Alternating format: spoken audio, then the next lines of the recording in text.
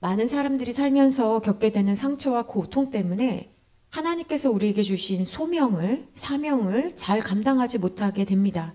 그래서 상처와 고통은 심리적 장애를 가져오고 그로 인해서 이제 자신의 잠재력을 완전히 발휘하지 못하게 합니다. 사탄은 가장 치명적이고 강교한 덫을 저희가 보이지 않는 곳에 둡니다. 그 중에 가장 교활하고 음흉한 미끼가 실족하게 하는 시험입니다. 실족은 많은 열매를 맺게 되는데 그 덫에 걸리면 사람이 무례해지고 비난, 모욕, 분열, 이탈, 깨진 인간관계, 배신, 타락과 같은 증상을 보이게 됩니다. 그런데 실족한 사람은 자신이 덫에 걸렸다는 것을 모르기 때문에 하나님이 원하시는 일이 아닌 하나님과 반대되는 일에 전념하게 되고 자기의 문제를 잊으려고 합니다. 예수님은 실족하게 하는 일이 전혀 없을 수 없다라고 말씀하십니다. 그러니까 이런 일은 누구나 경험할 수밖에 없는 일이라는 겁니다. 화면을 해주세요. 마태복음 18장 7절 말씀에 보면 실족하게 하는 일들이 있음으로 말미암아 세상에 화가 있대요. 여기서 실족이라는 말이 스칸달론이라는 말인데 이 뜻은 걸려 넘어지게 하는 장애물, 함정을 뜻합니다. 그러니까 곳곳에 우리가 신앙생활할 때 살아갈 때 함정이 있는 거예요. 여러분 함정을 이렇게 공사 중 이렇게 표시하고 있지 않는 거죠. 덫입니다. 그래서 이것 때문에 사람이 걸려 넘어지게 되는데요. 사람이 걸려 넘어지게 하는 여러 가지 일들 가운데 몇 가지를 정리해 봤습니다. 첫 번째는 무엇이냐면 첫 번째 물질적인 유혹입니다. 사업이 번창하면서 사람들은 욕심을 내게 됩니다. 점점 더 많은 돈을 벌고 싶은 욕심이 생겨서 불법적인 방법을 통해 이익을 얻을 수 있다라는 유혹을 받으면 어떻습니까? 모른 척하고 그렇게 해야 되는가 보다 하고 그걸 따라가는 거예요. 예를 들어 정직하게 세금을 내는 게 사람들은 바보 같다라고 합니다. 그래서 어떻게 하면 편법을 쓸까? 사람들처럼 할까라는 것을 생각합니다. 주일에 일하면 수당을 1.5배 이상 더 주니까 출근하겠다고 자원하기도 하고 어쩔 수 없이 하겠습니다 라는 말을 하기도 합니다. 두 번째는 세상적인 가치관과의 충돌입니다. 어떻게 사람을 넘어뜨리는가? 세상의 가치관과 하나님이 원하시는 가치관이 충돌할 때 눈치가 보이니까 사람들의 편에 서서 그들의 문화에 동화하고 하나님이 기뻐하시는 삶의 방식에서 멀어지는 경우입니다. 그래서 많은 크리스찬들이 세상 사람들과 똑같이 너무 잘 먹고 마시고 놀고 그래서 구별이 되지 않습니다. 그래서 회사 다니는 사람들이 학교에서 이런 말 하죠. 너 교회 다녔어? 그러니까 자기는 실족하게 한 적이 없는데 그 모습을 보면서 신앙이 어린 사람들은 어머 어떻게 믿는 사람들이 저렇게 하지? 라고 말하는 거예요. 여러분 감사하게도 우리 교회에는 한 번도 그런 갈등을 경험해 본 적이 없는데요. 교회에 갈등이 생기잖아요. 그럼 굉장히 우스운 일이 생기는데 1층은 A라는 팀이 예배드리고요. 2층은 B라는 팀이 대치하면서 예배를 드립니다. 모두가 하나님의 영광을 위해서 예배 드리는데 깡패들을 동원해가지고 서로의 교회를 지키겠다고 합니다. 그러면 그런 모습을 보고 그런 교회를 다니는 성도들에게도 굉장히 어려움이 생기고 그 주변 사람들에게도 현수막에 막 서로 대치되어 있는 갈등 상황들이 막 비난과 조롱이 되어 있는 거 보면 참 마음이 어려운 거예요. 그러니까 세상적인 가치가 내가 그것을 포기하지 않겠다. 돈과 관련되어 있고 권력과 관련되어 있으니까 굉장히 어렵습니다. 또 어떤 게 우리를 실족하게 하냐면 먼저 믿은 성도들의 모습이 우리를 실족하게 합니다. 그러니까 목회자의 비윤리적인 행동을 목격하거나 교회 내에서 성도들 간의 갈등과 분열을 경험할 때 교회에 대한 신뢰를 잃어버리는 거예요. 저런 사람들이 예수님 믿는가? 예수님 안 계신가 보다 라고 생각을 하는 거예요. 특별히 여러분 죄직회 때나 원래회 때 여러분들 진짜 말씀 잘 하셔야 돼요. 왜냐하면 청년들이 그때 많이 실망하고 교회를 떠납니다. 교회 다니는 사람들이 어떻게 저렇게 말을 하지? 라고 생각하는 거예요. 그래서 청년들에게 어떤 모습을 보일까? 다른 교육보다도 죄식회 때 우리가 어떻게 교회를 해나가는지에 대한 모습이 굉장히 중요합니다. 어떤 교회 가면 이름을 막 부릅니다. 막 이름을 야 이러면서 막 이름을 불러요. 자신들에게는 아무런 문제가 되지 않는데 그런데 그 모습을 본 사람들은 마음이 불편합니다. 너무 편하게 말을 해도 이게 자기들끼리 친하다는 것을 알려주는 것이라서 불편합니다. 또 어떤 사람들은 그렇게 편하게 말 놓는 게 싫은 사람들이 있거든요. 그런 식으로 하면서 파벌이 생기고 힘이 생깁니다. 그래서 저 사람과 저 사람 너무 친하지 라는 생각이 들 정도로 보이면 안 되는 거예요, 교회는. 또 어떤 교회 장로님이 너무 권위의식이 강해가지고 막 집사님들에게 야 하면서 막 이래라 저래라 막 너무 심하게 했습니다. 장로님이 성격이 강하니까 어디에서나 그런 모습을 보였어요. 그런데 대부분 참고 넘어갔는데 어떤 집사님이 이제 장로님한테 따지기 시작했습니다. 내가 교회에 봉사하러 온 거지 내가 당신 말 들으려고 온 거냐. 장로님 때문에 교회 못 다니겠다라고 하니까 장로님은 너무 놀란 거예요. 그러면서 요즘 젊은 사람들 너무 무섭다라고 말할 뿐 자기가 어떻게 말을 했는지를 생각해 보지 않더라고요. 그러니까 누가 잘했다 잘못했다라는 게 아니라 내 모습이 내 말이 실족하게 할 수도 있다라는 거예요. 교회들을 가보시면 어떤 교회는 카페트가 있어서 그래서 음료를 못 가져오게 하는 경우도 있지만요. 어떤 경우에는 카페트가 되어 있지 않은데도 음료를 전혀 가져오지 못하게 하는 경우가 있습니다. 물론 자기가 그냥 뭐 텀블러에 물을 가져오는 경우에는 뭐 검사하지는 않죠. 근데 왜 이러냐면요. 어떤 분들은 말씀을 집중하고 잘 듣고 싶은데 사람들이 이제 음료수를 가져오잖아요. 그러면 마음이 불편하다고 이제 교육자들에게 이야기를 합니다. 왜 이런 거 가지고 말하냐. 먹는 사람들은 막 말을 하거든요. 이거는 뭐 이런 것까지 얘기하냐라고 하는데 이게 마시는 사람들은 몰라요. 무슨 냄새가 나는지. 이게 마시는 사람들은 모르지만 그 냄새도 나기도 하고 또 컵 놓는 소리들을요. 그냥 탁탁 놓습니다. 그럼 이게 거슬리기 시작하는 거예요. 그러니까 교회에 웬만한 교회들은 음료도 가져오지 말라고 아예 공지를 하는 게 그런 연약한 사람들 때문에 그렇습니다. 어떤 사람이 이제 평신도가 어떤 집사님이 찬양 인도를 했어요. 근데 꼭 이렇게 찬양 인도하면 평가하시는 분들이 있잖아요. 어떤 권사님이 찬양 인도하는 집사님한테 찬양 너무 좋다. 근데 앞에 서려면 살을 좀 빼야 될 것 같다. 이렇게 얘기를 한 거예요. 그러니까 그때부터 어떤 생각이 듭니까? 살을 빼야겠구나 라는 생각이 들고 눈만 마주치면 살 빼야 되는데 이게 힘들지 않습니까? 그래서 열심히 살을 빼려고 하지만 살이 잘 빠집니까? 살이 안 빠져요. 근데 어느 날 이 권사님이 또 다른 집사님이 찬양 인도를 했습니다. 그러니까 그 권사님이 우리말로는 그냥 눈치 없이 A라는 아까 집사님에게 야, B 진짜 잘하지 않냐? 정말 잘하지 않냐? 이렇게 이야기를 하는 거예요. 그러니까 A가 들었을 때 같이 잘한다고 얘기해 주기도 좀 그렇고 마음이 속상했다라고 이야기를 하거든요. 그러니까 권사님은 무슨 말을 하는지를 모르고 지금 다른 사람들을 걸려 넘어지게 하고 있는 거예요. 근데 걸려 넘어지게 했다고 그 사람도 자기를 돌아봐야 되지만 또 넘어진 사람도 생각을 해봐야 되는 거예요. 왜 나는 자꾸 저 권사님의 말에 넘어지지? 그러니까 우리가 두 가지를 알아야 됩니다. 내가 지금 하는 말과 행동이 다른 사람에게 어떤 영향력을 행사하고 있지? 다른 사람을 혹시 실족하게 하는 일은 아닌가라고 되돌아봐야 되고요. 동시에 자꾸 넘어지는 분들은 내가 왜 자꾸 이거에 넘어지지? 라는 것을 생각해 볼 수 있어야 돼요. 그래서 제가 오늘 여러분과 함께 나누고자 하는 말씀의 제목이 내가 왜 그런 감정을 느끼는지를 생각해 봐야 한다라는 거예요.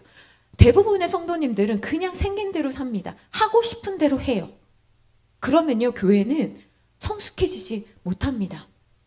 고린도전서 8장 13절 앞에 보고 같이 한번 합독하시겠습니다. 시작. 그러므로 만일 음식이 내 형제를 실족하게 한다면 나는 영원히 고기를 먹지 아니하여 내 형제를 실족하지 않게 하리라. 여기서 고기는요, 이방신에게 바친 고기예요. 그러면 신자는 어떻게 해야 될까? 바울은요, 합법적으로 먹었던 음식이라고 할지라도 그것이 연약한 형제를 실족하게 하는 것이 된다면 기꺼이 내가 영원히 그 음식을 먹지 않겠다고 하고 있습니다. 개인의 자유가 소중하지만 신자는 연약한 동료를 위해서 자신의 이익과 관련된 자유를 포기할 수 있어야 돼요. 여러분, 예수님도 포도주 먹었잖아 라고 이야기하시는 분들은 예수님께서 내가 다시 너희들 재림한 다음에 너희를 만날 때까지 내가 포도주를 입에 대지 않을 거야 라고 하신 그 말씀은 말하지 않더라고요. 한 사람의 욕구를 충족시키는 것은 그가 행사한 자유로 인해서 실족할 수도 있는 연약한 형제의 구원에 비하면 그것은 별로 중요한 게 아닌 거예요. 근데 많은 성도님들이 교회를 다니면서도 내가 했던 대로, 내가 먹고 싶은 대로, 내가 말하고 싶은 대로 살아가요. 그건 변화한 성도가 아닙니다. 바울은 다시 한번 로마서 14장 21절 말씀에서 이렇게 말씀합니다. 같이 한번 읽겠습니다. 시작. 고기도 먹지 아니하고 포도주도 마시지 아니하고 무엇이든지 내 형제로 거리끼게 하는 일을 아니함이 아름다우니라. 여러분 여기서 제일 중요한 게 무엇이든지예요. 나는 고기는 별로 안 좋아해. 난 포도주 안 먹어요. 그 얘기가 아니에요. 무엇이든지 형제라고 되어 있습니다. 함께 신앙생활하는 누군가가 넘어지게 된다면 내가 그렇게 하지 않는 게 아름다운 일이라는 거예요. 그러니까 여러분 무엇이든지를 여러분 기억하셔야 됩니다. 내가 먹는 게 뭐가 틀려요? 아니요. 틀렸다는 얘기가 아니에요. 먹을 수 있어요. 불법이 아니에요. 그러니까 우리가 항상 이야기할 때 이거를 옳고 그른 걸로 이야기하면 안 돼요. 내 행위가 아직 흔들리고 확신 있게 서 있지 못한 형제를 당황하게 하거나 혼돈하게 하는 일이라면 먼저 믿은 우리는 주의해야 한다라는 거예요. 여러분 이 말씀을 잘 기억하십시오. 옳고 그르냐로 내가 틀렸습니까? 그 얘기하는 게 아니에요. 내 행위가 누군가의 영혼에 어떤 영향을 미칠 수 있기 때문에 조심해야 한다는 거예요. 여러분 아시겠습니까? 그래서 먼저 믿은 사람들이요. 이 무엇이든지를 아셔야 되는 거예요. 누가 아비입니까? 누가 엄입니까? 저는 이 수요자녀 축복기도에 나오신 여러분들이 우리 교회에 정말 중직이라고 믿습니다. 그러니까 여러분들에게 말씀드리는 거예요. 성도가 직분을 받는다는 것은 이런 점에 있어서 책임을 뜻합니다. 무슨 책임입니까? 연약한 자를 살피기 위한 책임인 거예요. 내가 하고 싶은 대로 살지 않겠다라는 것입니다. 내가 먹고 마시고 입는 거, 말하고 행동하는 거, 눈에 보이는 것들입니다. 연약한 성도는 아쉽지만 이런 것으로 판단합니다. 저는 그런 동기가 아니에요. 그렇게 말해도 그것 때문에 누군가가 어려움을 겪는다면 하지 말아야 되는 거예요. 형제를 위해서 하지 않는 거, 그게 이타적인 사랑입니다. 어떤 분들은요, 목회자가 추리닝 입고 다니는 거 힘들어합니다. 그래서 여러분들 우리 교회는 안 그러지만 너무 감사해요. 그래서 어떤 분들은 시장 안 다녀요. 모르셨죠? 왜 목양실에 화장실이 있는지 아세요? 왜 목사님들이 점심에 우리는 같이 먹잖아요. 왜 목양실 가서 거기서 식사하시는지 아세요? 사람들이 싫어서가 아니에요. 많이 먹으면 먹는다고, 적게 먹으면 적게 먹는다고. 제가 저희 남편도 목사님이잖아요. 이 방송에 지금 송출되기 때문에 예전에 저희 목사님이 이제 양복이 와이셔츠가 구겨지잖아요. 그러면 그 이야기를 저한테 하시는 거예요. 왜 구겨지냐고. 제가 할 말이 없지요.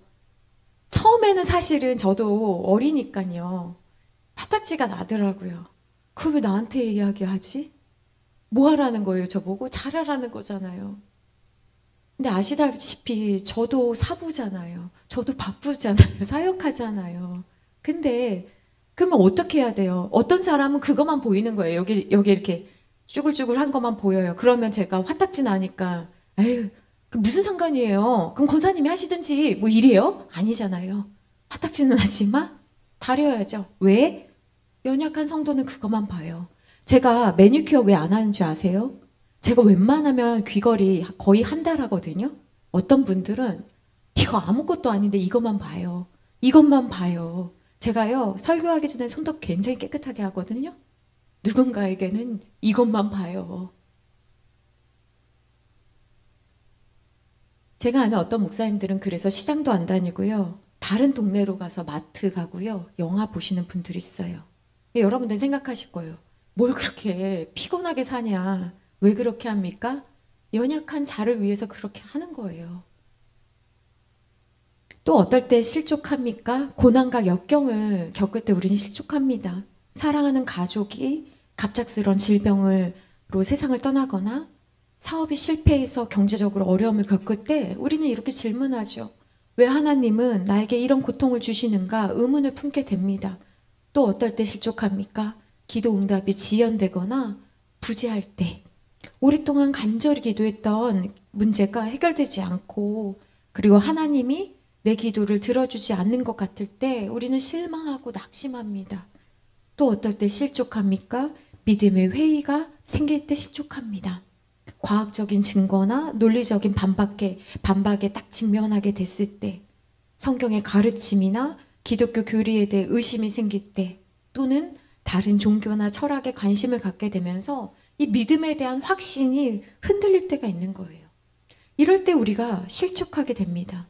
그러면 실족하게 되면 어떻게 됩니까? 믿음을 저버리게 되고 공동체로부터 떨어지게 되고 변질됩니다.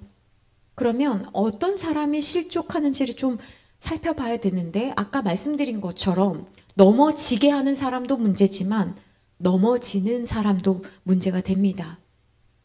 예수님께서 씨 뿌리는 자의 비유에서 돌밭에 뿌려진 자와 같은 자들에 대한 말씀을 하셨는데요. 여러분 마가복음 4장을 찾아보세요. 마가복음 4장 13절부터 20절까지가 이제 네 가지 밭의 비유 말씀인데요.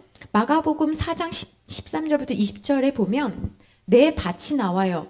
길가, 돌밭, 가시떨기, 좋은 밭. 이 밭에 대한 이야기를 하십니다. 이 네 개의 땅은 말씀이 뿌려진 사람의 마음이에요. 그리고 씨앗은 말씀입니다.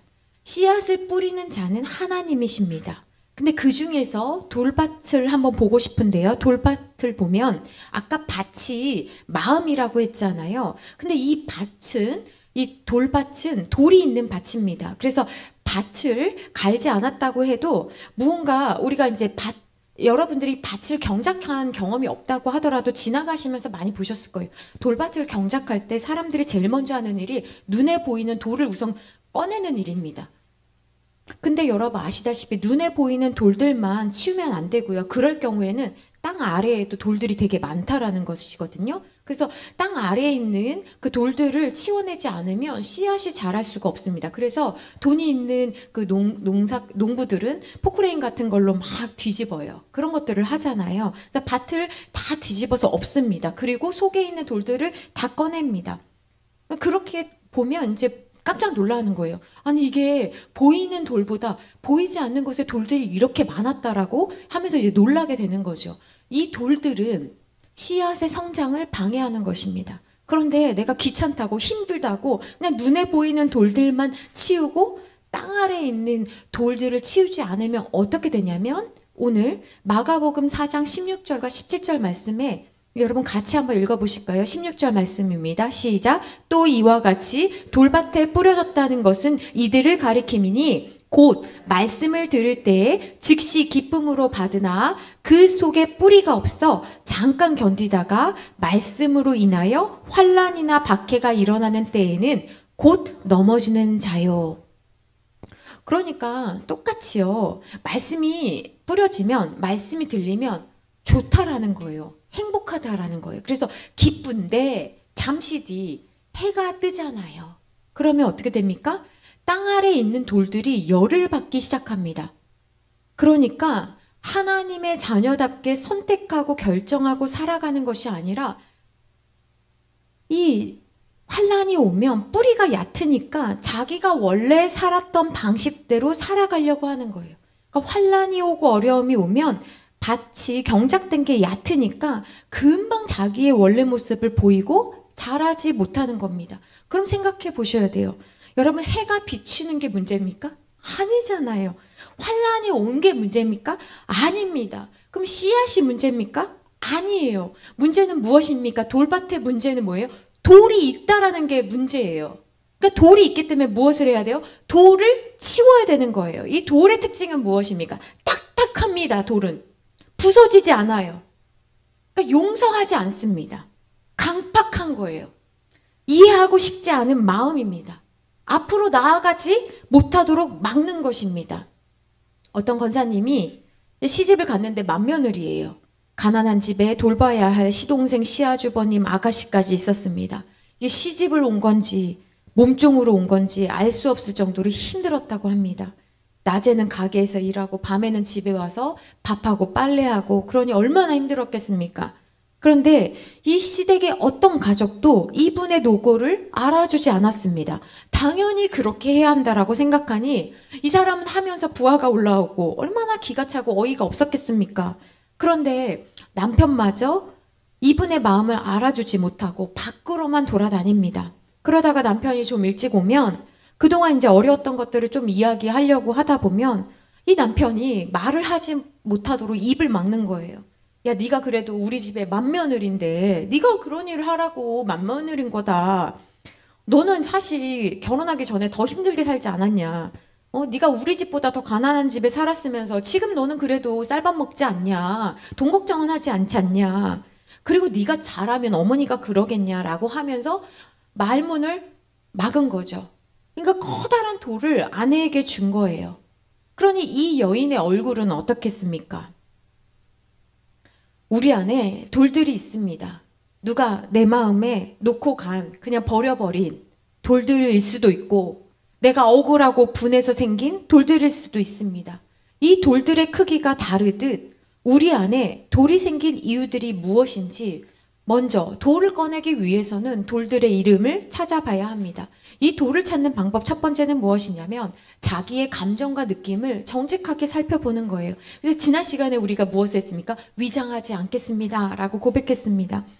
어떤 성도는 자신이 어릴 적부터 정말 말도 안 되는 일을 겪었어요. 자기의 친아버지로부터 성폭행을 당했습니다.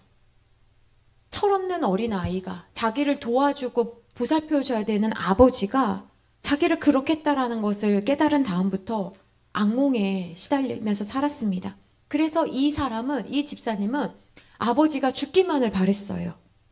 근데 뭐라고 이야기하냐면 아버지가 죽으면 끝난 줄 알았대요. 그런데 그녀에게 돌들은 육신의 아버지에게 받은 상처였는데 그녀가 이렇게 말합니다. 육신의 아버지는 돌아가셨지만 내 마음의 아버지는 돌아가시지 않고 내 안에 살아계셨다. 아버지로부터 받은 상처에 미해결된 감정은 나의 무의식에서 잠재되어 치유를 받는 과정에서 더 깊이 드러났다. 이렇게 나의 무의식의 아버지는 수치와 죄책감으로 나의 인생과 신앙생활을 무너지게 하고 있었다. 돌들의 이름을 찾는다는 것은 내 마음을 살핀다는 거예요. 내 마음을 살핀다는 것은 내 느낌과 행동을 정확하게 인식하는 것입니다. 내 안에 일어나는 감정들을 피하지 않고 마주하는 것이 누구나 두렵습니다. 그러나 그 감정을 직면하고 피하지 않으려고 하는 거예요. 그래서 특히 도움이 되는 것은 내 마음에 어떤 갈등이 있었는지를 생각해보고 그냥 그 감정이 날아가도록 두는 게 아니라 붙잡아서 감정 일기를 써보는 겁니다. 답을 찾지 못해도 괜찮아요. 그래도 그런 감정 일기를 쓰면서 나 자신에게 질문을 던져보고 떠오르는 것이 있다면 기록하는 겁니다. 그래서 감정 일기는 나의 감정과 대화하는 거예요. 그렇게 자기의 감정을 인식하는 능력이 생기면 내가 어떤 자리에서 이런 감정을 느끼는지를 알게 되고 그 다음에 알게 되면 어떻게 되냐면 다룰 수 있게 되는 거예요. 어떤 분은 결혼하기로 약속한 다음부터 갑자기 어지럽고 가슴이 아파오기 시작했습니다. 숨을 도저히 쉴 수 없어서 급히 응급실로 가서 심장 검사를 대부분 받거든요. 근데 아무 이상이 없다고 해요. 그러면 무엇을 의심해야 되냐면 이런 증상을 공황 발작이라고 합니다. 극도로 심리적 불안감과 압박감이 이제 신체적 증상으로 표출돼서 숨을 못 쉬는 거예요. 근데 왜 지금 결혼을 앞두고 지금일까? 그녀는 엄마 껌딱지로 유명했습니다. 학교가 끝나고 집에 오면 늘 엄마를 따라다녔고 시시콜콜 엄마한테 다 이야기했습니다. 엄마가 자기의 모든 것을 알아야지 안심했습니다. 그러니까 어릴 적부터 자기가 제대로 된 결정을 하지 못할 것이라고 생각하고 무엇을 할 때 늘 엄마와 상의하고 엄마가 결정해 주는 게 굉장히 편했다고 합니다. 그런데 이제 그토록 의존했던 엄마랑 떨어져서 결혼한다고 하니까 사랑하는 남자와 결혼하는 일임에도 불구하고 자기가 힘든 거예요. 그러니까 그녀에게 돌은 결혼이 아니라 내 결혼 준비 때문에 힘든가 보다. 그게 아니라 그녀에게 돌은 엄마를 의존하는 마음이었습니다. 자기가 어떻게 느끼고 행동하는지에 대한 정확한 인식이 있다면 우리는 하나님의 뜻에 합당한 방식으로 살아가면서 새롭고 건강한 관계 유형을 개발할 수 있습니다. 그래서 감정을 발견하고 이름을 붙이는 것은 내 마음이 어떻게 움직이는지를 관찰하는 일이고, 내가 다른 사람과 상호작용하면서 생기는 마음의 변화를 관찰하는 일입니다. 그러니까 생각해 봐야 되는 거예요. 내가 사랑하는 사람과 결혼하는데 왜 마음이 힘들지? 왜 숨쉬기가 힘든 거지? 그러면서 자기 마음의 깊은 뿌리에 자리 잡고 있는 엄마와의 분리불안이라는 돌을 꺼내야 되는 겁니다. 자기의 마음을 살핀다는 것은 신체 반응을 인식하는 훈련입니다. 어떤 상황에서 내가 느끼는 신체 반응을 면밀하게 살펴보는 것이 감정에 관심을 기울이는 훈련입니다. 내가 어떤 상황에 되면 위장, 긴장성 두통, 이갈이, 깍지나 팔짱, 뒷목이 뻣뻣해지기, 얼굴이 붉어지기, 발을 떨기, 불면증, 이런 몸의 증상을 통해서 내가 왜 이런 반응을 할까 생각해 볼 수 있어야 돼요. 여러분, 몸은 감정을 표현하는 그릇입니다. 저는 턱관절로요, 한 2년간 병원을 다녔어요. 그래서 그 병원에서 맞춰준 그것도 이렇게 했는데요. 지금도 사실 턱이 안 좋습니다. 그래서 입을 아주 크게는 못 벌리거든요. 저는 이 증상이 이제 턱에 문제가 있다는 걸 어떻게 알았냐면요. 어느 날 이제 교회에 출근하려고 아침에 일어났는데 입이 안 다물어지는 거예요. 그래서 침이 이렇게 질질질 나오는, 그래서 교회에 출근할 수 없는 그 지경이 돼서 깜짝 놀랐습니다. 병원에 갔더니 이갈이가 너무 심하다는 거예요. 그래서 저는 그때 알았어요. 그래서 저는 일을 갈지 않아요 했는데, 이제 남편도 너무 피곤하고 저도 피곤했으니까 제가 일을 갔는지는 몰랐어요. 근데 이분이 의사가 뭐라고 하시냐면 항상 긴장해가지고 여기를 꽉 붙잡고 있대요. 그래서 그때 알았어요. 생각해 보니까 제가 책을 읽을 때 긴장하니까, 그리고 또 사역을 하면서 긴장하니까 저도 모르게 무엇을 하고 있냐면 여기를 꽉 물고 있는 거예요. 그래서 이게 턱에 변형이 오고, 그리고 두통을 일으킬 뿐만 아니라 그냥 입이 다물어지지 않아서 엄청 고생을 했거든요. 깜짝 놀랐어요. 그러니까 저는 그때 알았어요. 아, 내가 긴장하면 혹은 잘하고 싶으면 턱을 이렇게 붙잡고 있구나, 이를 붙잡고 있구나. 가만히 생각해 보면 예를 들면 폭삭 속았수다 이런 거 볼 땐 제가 입을 벌리고 보고 있거든요. 이게 편한 거예요.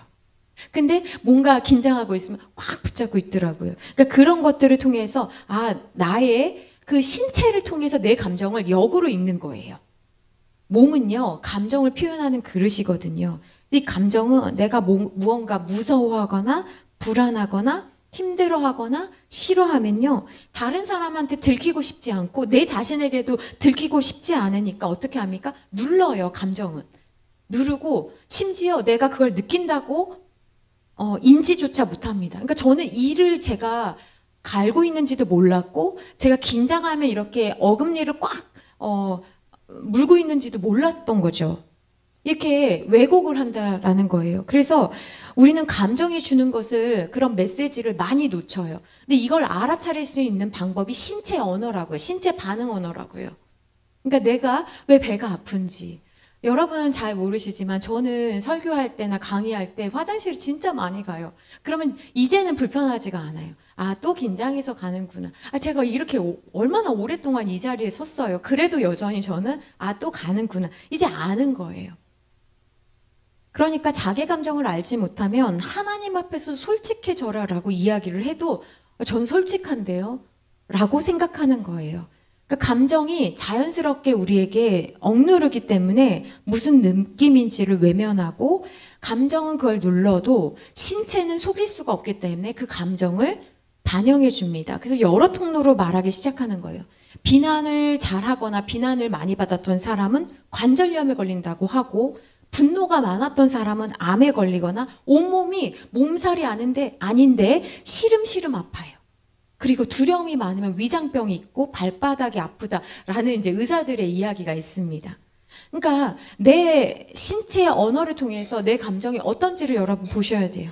어제 저는 또 세미나를 갔는데 제가 어떤 동네를 가니까 또 이렇게 심장이 쿵쾅쿵쾅 뛰는 거예요. 그래서 제가 읽었죠. 긴장하는구나. 누구 만날까봐 걱정되는구나. 그리고 그냥 통과하는 거죠. 그러니까 여러분, 나의 감정과 갈등을 기록하고 나서는 스스로에게 질문을 던지셔야 돼요. 나는 왜 그런 감정과 갈등을 느꼈던 거지? 나는 무엇 때문에 슬프고 화나고 기쁜 거지? 나는 무엇이 걱정되는 거지? 몸의 어떤 부분이 나에게 말을 걸고 있는 거지? 이렇게 스스로에게 질문을 던져보시면서 두 번째로 우리가 알아야 되는 것은 무엇이냐면 왜 또는 무슨 일이지? 라고 물어보셔야 돼요. 그러니까 감정을 먼저 적고 왜 느끼는지를 생각해 봐야 합니다. 뭔가 일이 풀리지 않는다고 생각될 때는 내가 뭐라고 말하는지, 내가 어떻게 행동하는지, 내 감정이 어떤지를 추적해 보셔야 돼요. 그러면서 여러분들은 실족하게 하는 사람도 문제지만 왜 나는 언제나 같은 곳에서 넘어지지? 왜 또는 무슨 일이지? 하고 물어보셔야 돼요. 나는 왜 그 사람을 만나면 화가 나지? 이유가 뭐지? 정말 이 사람에 대한 문제인가? 아니면 내가 왜 이런 감정을 느끼지라는 것을 물어보셔야 된다는 거예요. 로버트 루이스 스티븐슨이 쓴 지킬 박사와 하이드 씨라는 소설이 있습니다. 이 책은 우리 감정이 내가 원하지 않은 때에 어떻게 나오는지를 보여주고 있어요. 지킬 박사는 낮에 세련되고 존경스러운 모습으로 많은 사람들에게 사랑을 받고 있습니다. 근데 이 사람이 밤만 되면 하이드로 변하는 거예요. 밤만 되면 하이드로 변해서 폭력적인 모습을 보입니다. 지킬 박사는 처음에 사람들이 자기의 어두운 모습을 볼까봐 이걸 많이 숨겼어요. 그런데 문제는 뭐냐면 낮에는 지킬 박사로 멋있게 보이고 밤에는 막 하이드로 변했는데 문제는 시간이 지날수록 내가 원하지 않는데 낮에 하이드 모습이 나오는 거예요. 그래서 막 괴로워하는 거예요. 근데 우리도 때론 이렇다라는 거예요. 별일 아닌 것 같은데, 진짜 별일 아닌 것 같은데 내가 생각보다 더 큰 반응을 상대에게 보일 때가 많습니다. 나의 그림자가, 나의 하이드가 확 하고 튀어나온 순간입니다. 시간이 없고 바쁘면 어떤 사람은 편협하고 불친절한 모습을 보입니다. 나에게 상처 준 사람이 있으면 평상시엔 괜찮은데 화가 나면 하지 말아야 할 말을 하이드처럼 막 하는 거예요. 다른 사람이 나의 행동의 문제점을 지적하면 기분이 나빠서 똑같이 반격하는 겁니다.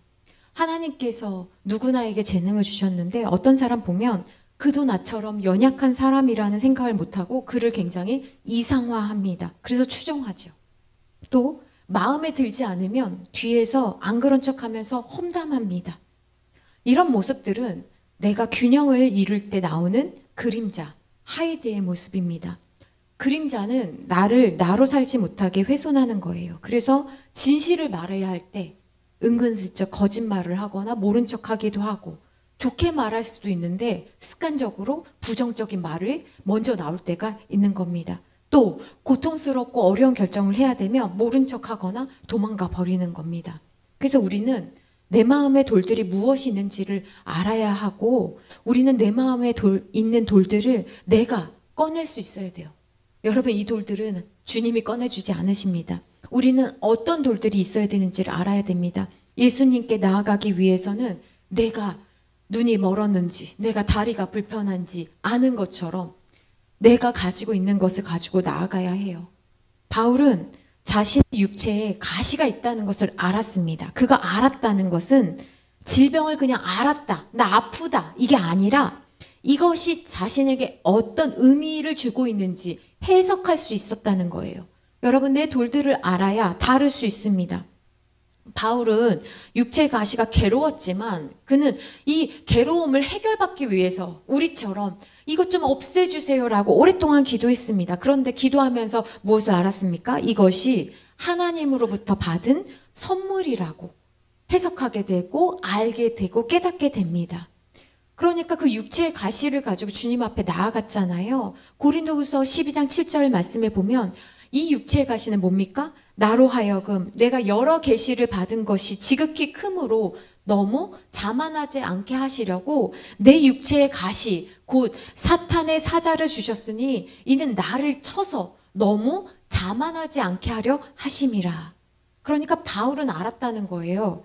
여러분에게도 저에게도 나에게 있는 돌들을 발견하고 그걸 가지고 하나님께 나아가야 합니다.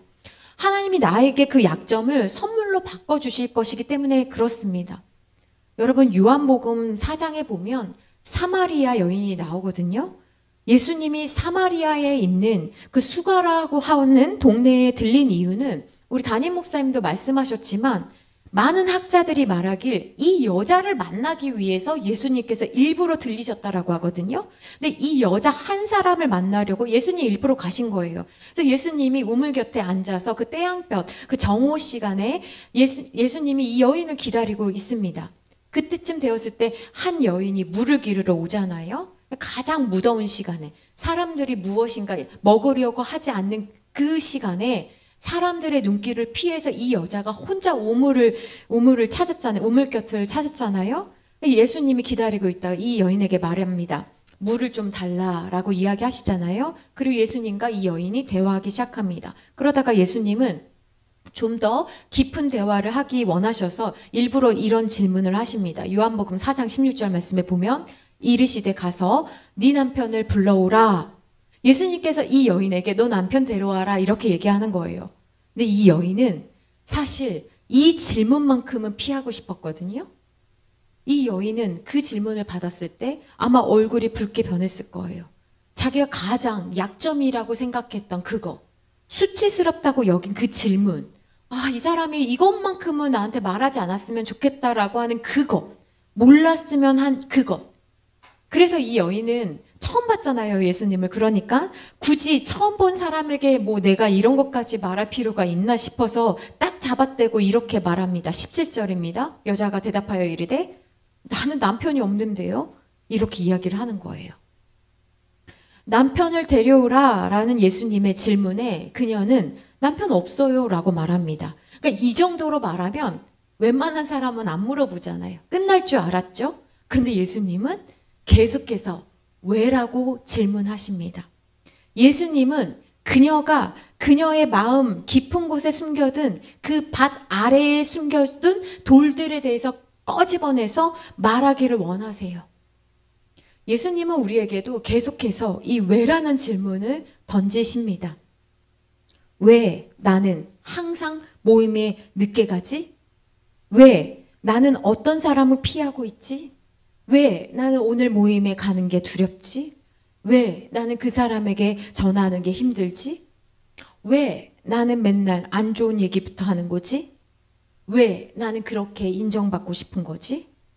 왜 나는 예배 시간에 그렇게 내가 하고 싶은 대로 계속 하려고 하는 거지?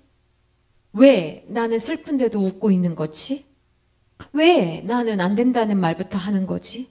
왜 나는 그렇게 있는 척을 하고 있는 거지? 이런 질문들은 내 마음속에 깊은 곳에 자리 잡고 있는 것이 무엇인지를 면밀하게 보여줍니다. 그러므로 여러분은 여러분 자신의 말과 행동과 감정에 대해서 왜라고 질문 던지셔야 돼요. 당연히 했던 일들, 그게 나라고 생각했던 일들, 이게 뭐가 문제야 라고 생각했던 것들에 대해서 왜라는 질문을 던지시면서 내 마음에서 일어난 일들, 그 동기와 목적, 생각과 감정들에 대해서 여러분 자신에 대해서 물으셔야 합니다. 그리고 그 돌들을 가지고 이제 예수님의 십자가와 맞교환해야 합니다. 여러분, 베드로는 예수님이 잡히시던 날에 대제사장의 그 뜰까지, 집들까지 따라갔습니다. 그리고 그곳에 많은 사람들이 베드로를 보면서 말했어요. 너 그와 같은 무리지? 라고 했을 때 여러분 다 아시다시피 어떻게 했습니까? 베드로는 아니라고 했잖아요. 그것도 3번씩이나 아니라고 했습니다. 그가 왜 그렇게 했냐고요? 너무 두려웠어요. 사람들이 예수님을 어떻게 잡아갔는지 알잖아요. 그리고 잡아가서 무엇을 할지 알잖아요. 그러니까 내가 나 예수님과 같은 무리였어, 무리야 라고 말하면 사람들의 반감에 저항될 만큼 자기는 지금 내가 예수님에 대한 확신이 충분하지 못했죠. 그러니까 베드로는 어떻게 하고 있습니까? 지금 다른 사람들이 나를 어떻게 생각할까 하는 그 두려움에 사로잡혀 있습니다. 그러니까 이게 우리한테 충격인 거예요. 우리는 때때로 하나님을 사랑한다고 고백하고 진심으로 하나님을 생각합니다.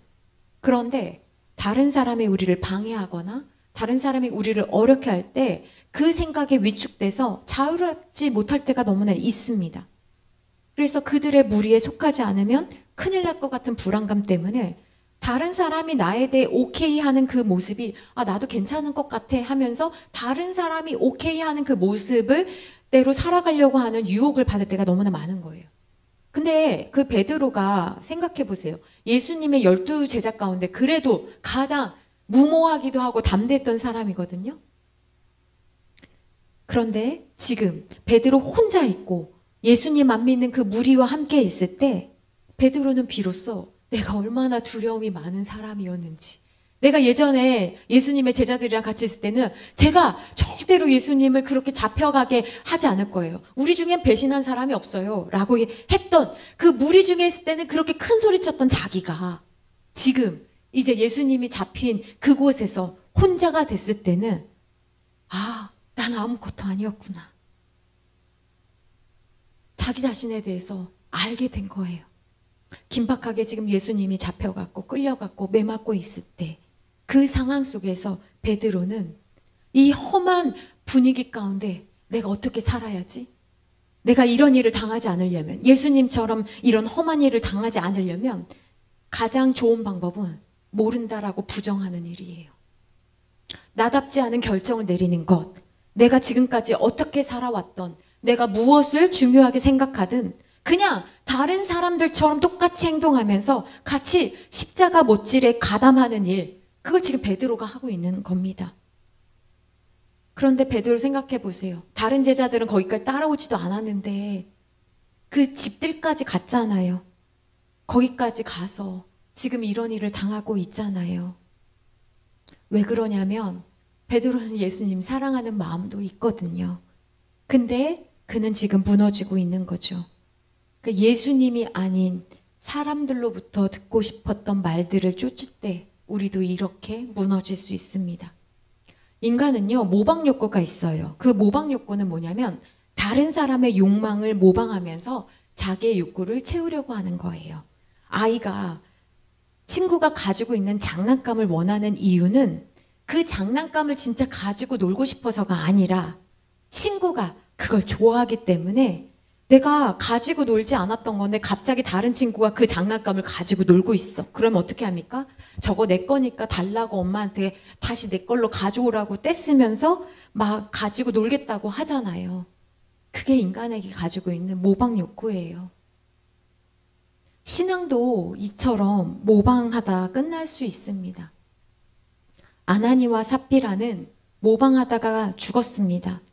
바나바가 자기 소유를 팔아서 이제 사도들 앞에 가져왔습니다. 그래서 많은 사람들이 바나바를 칭찬하며 땅이나 집이 없었던 사람들이 이제 집을 갖게 되었고 사용할 수 있게 되었고, 이런 희생이 평범한 일이 아니었기 때문에 많은 사람들에게 영향력을 미쳤어요. 모범이 됐습니다. 이 이야기가 사도행전 4장에 나오는데요. 5장에 가면 바로 아나니아와 그의 아내 삽비라 이야기가 등장합니다. 그리고 이들도 자기의 소유를 팔아서 그걸 사도들에게 가져옵니다. 그런데 문제는 2절이에요. 사도행전 5장 2절 말씀 같이 합독하십니다. 시작. 그 값에서 얼마를 감춤해 그 아내도 알더라. 얼마만 가져다가 사도들의 발 앞에 두니. 그러니까 이들도 처음에 자발적으로 자기들이 저희도 재산을 어떻게 하겠다라고 작정한 거예요. 근데 문제는 무엇이냐면 일부를 드리면서 하나님께 전부 안 바쳐서 벌 받았다, 그 얘기가 아니잖아요. 일부를 드리면서 전부를 드린 것처럼 속였다는 게 문제인 거예요. 그러면 왜 일부만 드려도 사실 엄청난 거잖아요. 근데 도대체 왜 속였을까?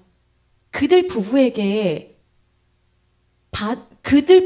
돌은, 그 마음에 있던 돌은 뭐였냐면 모방이었어요. 껍데기 신앙. 그들은 바나바를 모방했습니다. 그래서 적게 드리고도 바나바처럼 동일하게 칭찬받고 싶었어요. 그들의 겉으로 보이는 모양은 하나님을 향하고 있었지만 그들의 속마음은 뭐예요? 인정, 탐욕, 속임, 시기. 여기에서 비롯됐습니다. 그래서 그들은 죽은 거예요. 여러분, 하나님은요, 우리가 무엇 때문에 이것을 하는지, 정말 누구에게 인정을 받고 싶은지를 우리에게 물으십니다. 예수님을 부인하고 모른다고 했던 베드로는 지금 그 타인들의 시선에서 사회적 메시지를 따르고 있는 거예요. 그러니까 베드로가 처음으로 느낀 갈등과 고민이었어요.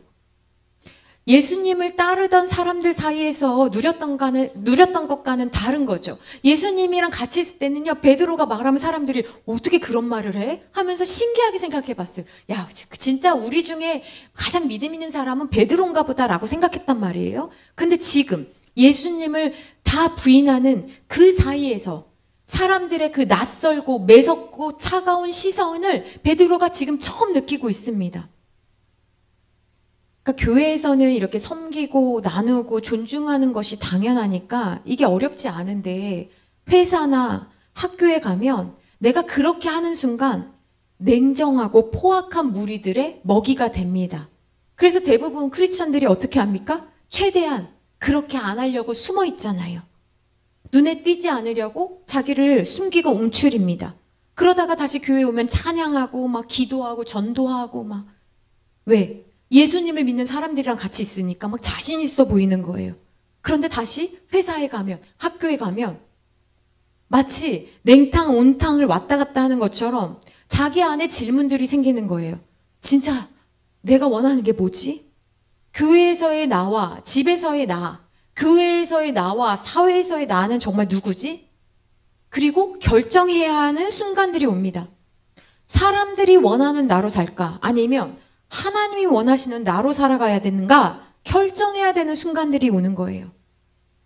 성경의 많은 인물들도 이런 고민과 갈등, 그래서 자신을 잃어버리는 순간들이 있었습니다.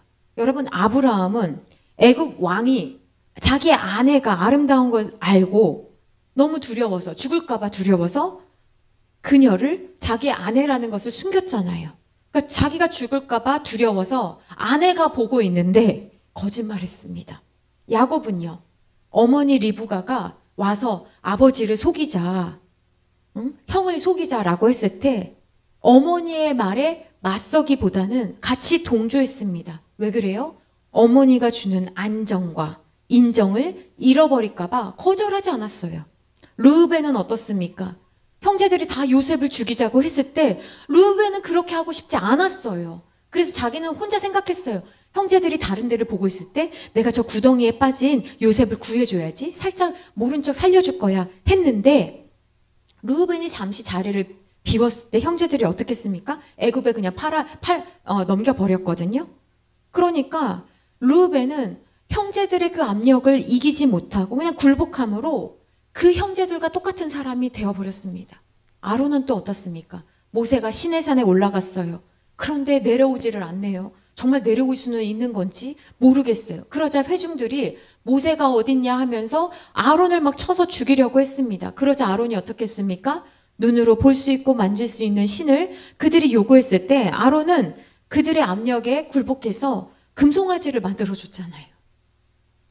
디모데는 어떻습니까? 디모데는 나이가 굉장히 어렸나 봐요. 그러니까 늘 연소했다, 어렸다라고 이야기하거든요. 그 말은 뭐냐면 목회 경험이 부족했다라는 거예요. 그러니까 어떻게 해야 될지를 몰라서 늘 주변에 동요하는 성향이 있었습니다. 이 연약함 때문에 에베소 교회가 거짓 교사들에게 넘어갈 뻔했습니다. 그러니까 때때로 우리는 다른 사람의 반감을 피하거나 그들의 압력이나 인정을 받기 위해서 은근슬쩍 따라가는 것이 무엇인지를 살펴야 되는 거예요. 내가 잘못했다면, 내가 문제가 있다면 우리는 얼마든지 인정할 수 있어야 하고, 잘못했습니다, 죄송합니다 라고 말할 수 있어야지 바른 신앙인인 거예요. 여러분, 하나님 앞에서만 하나님 제가 잘못했습니다, 이게 회개라고 한다면 사람들에게도 내가 잘못했습니다, 내가 실수했습니다, 용서를 구하는 게 바른 크리스찬인 거예요. 우리의 기도도 달라져야 합니다.